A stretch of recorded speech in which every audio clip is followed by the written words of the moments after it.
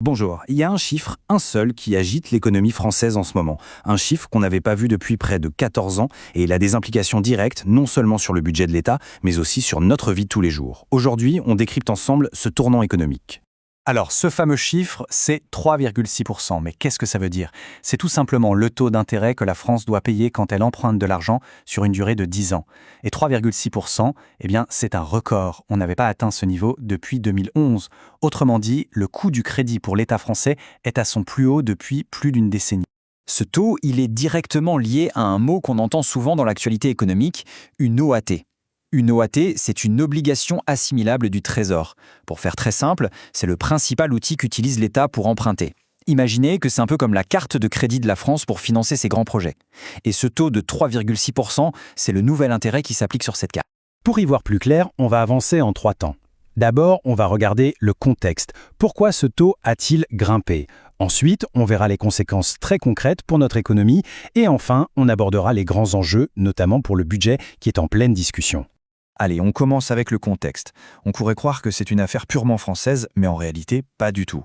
C'est le résultat d'une véritable réaction en chaîne mondiale qui, figurez-vous, a démarré à des milliers de kilomètres de chez nous, au Japon.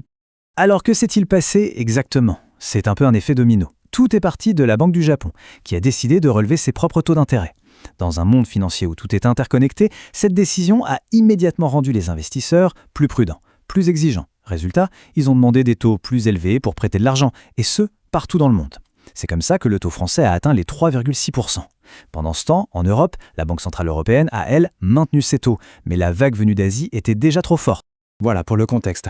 Passons maintenant à notre deuxième partie, et sans doute la plus importante, les conséquences. Parce qu'un chiffre comme celui-là, ce n'est pas juste une statistique abstraite, il a des répercussions bien réelles sur l'économie du pays.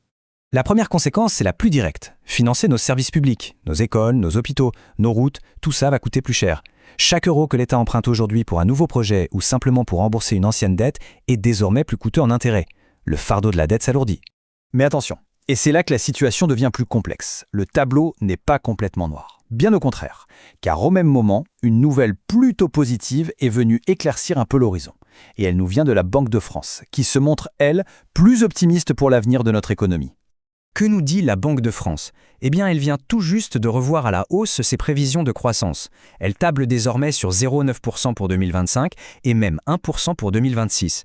C'est un signal qui montre que l'économie française pourrait être finalement plus solide, plus résiliente que ce qu'on anticipait. On se retrouve donc face à un équilibre assez délicat. D'un côté, il y a des défis clairs, le coût de la dette publique qui augmente et qui pourrait mettre une pression sur le crédit en général. Et de l'autre, des opportunités. Une croissance économique qui semble repartir et une inflation qui devrait se calmer.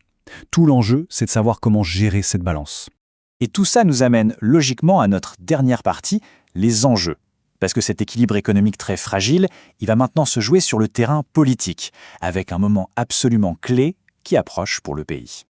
La question est désormais sur toutes les lèvres, en particulier au Parlement. Comment est-ce qu'on construit le budget de 2026 dans un contexte pareil, pris en étau entre des contraintes financières plus fortes et des perspectives de croissance un peu meilleures? Pour faire simple, 2 scénarios se dessinent. Le premier, c'est qu'un accord soit trouvé entre les forces politiques au Parlement avant la date limite du 23 décembre. C'est le scénario idéal.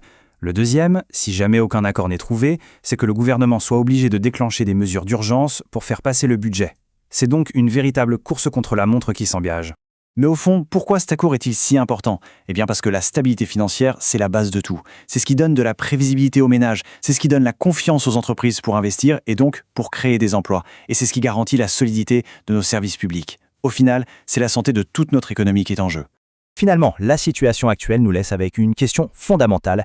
Quel est le bon équilibre à trouver? Faut-il privilégier la stabilité budgétaire, quitte à être très prudent, ou au contraire, faut-il tout faire pour stimuler cette croissance qui repart?